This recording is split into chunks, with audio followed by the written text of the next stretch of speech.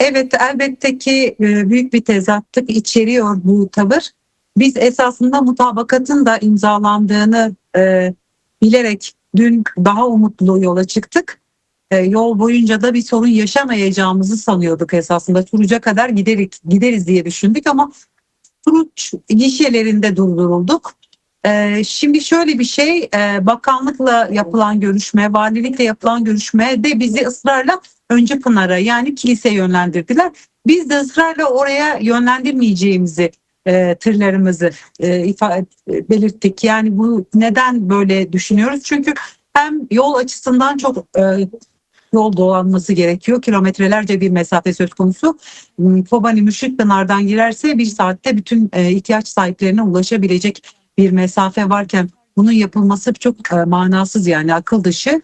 Diğer yandan da tabii orada HTŞ yönetimi söz konusu ve biz esasında bu yardımların oraya ulaşmasını da istemedik. Emin değiliz yani Kobani'ye ulaşacak mı ulaşmayacak mı? Çünkü bu yardımların hızla yola çıkması, toparlanması tamamen Kobani amaçlıydı. Hepimiz biliyoruz, Kobani günlerdir kuşatma altında. Gerçekten bu insani bir zorunluluk artık, yani bu yardımların ulaşması. Çünkü elektrik yok, su yok, gıda yok. Çocukların temiz suya, gıdaya ihtiyacı var. Zaten yardım tamamen bundan oluşuyor. Yani gıda, mama, hijyen malzemesi çocuklar açısından önemli, oldukça önemli. Bir de tabii ısınma malzemesi, yani ısıtıcı ve battaniye. Çünkü burada da, yani sonuçta hemen burada çok yakınız zaten Kobane'ye. Korkunç bir soğuk var. Yani burası böyleyse orası da böyledir. Yani inanın dışarıda durma süremiz çok az, yani çok üşüyoruz. Müthiş bir soğuk söz konusu. Dolayısıyla biz bu yardımların çok hızlı bir şekilde ulaşmasını istiyoruz. Bugün de burada olacağız. Müzakereler sürüyor, ısrarımızı sürdürüyoruz. Kobani'ye yardımların Mürşitpınar üzerinden ulaşmasını istiyoruz. Bir de şu açıdan çok önemli. Mutabakat imzalandı. Yani burada artık SDG yönetimi var. Yani Türkiye'nin de artık bunu kabul etmesi, iyi ilişkiler geliştirmesi gerekiyor. Yani sadece bugün için değil. Yani bu kapıların, sınır kapılarının açılması lazım. Yani kültürel, sosyal, siyasal, ticari ilişkilerin gelişmesi açısından da önemli. Evet, bugün tabii daha kritik bir önemde, ama daha sonraki süreç açısından da bunun önemini vurguluyoruz. E, Yani Kürtlerle artık Türkiye'nin dış politika geliştirmesi gerektiğini, bunun diplomatik düzeyde olması gerektiğini de ifade ediyoruz. Bu nedenle oldukça önemli ve biz ısrarımızı sürdüreceğiz. Evet.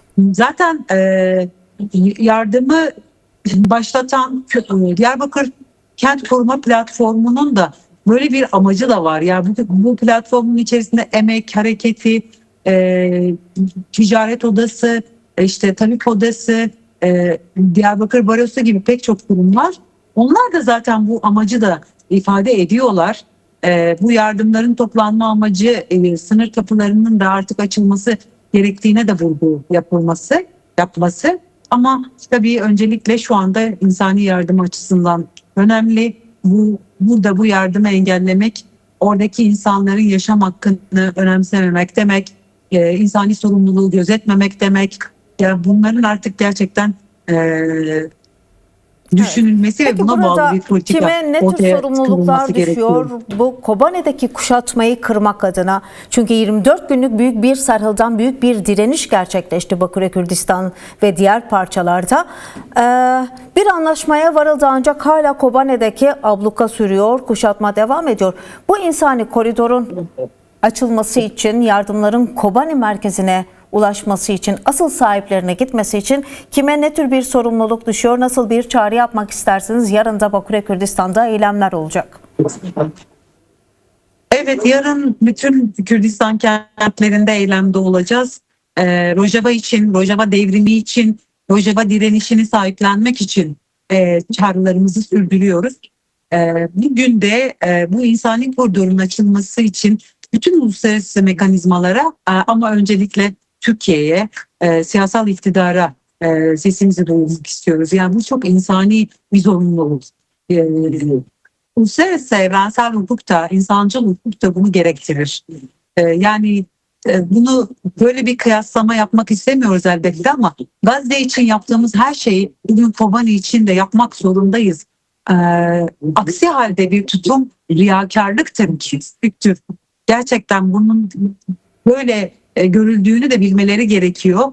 Dolayısıyla bütün dünyaya, uluslararası bütün topluma, bütün mekanizmalara, bütün devletlere, bütün halklara öncelikle çağrımız bu insani koridorun açılması konusunda ısrar edilmesi, mülşit sınırının açılması konusunda da bu sesi büyütmeleridir. Böyle bir çağrı yapabilirim.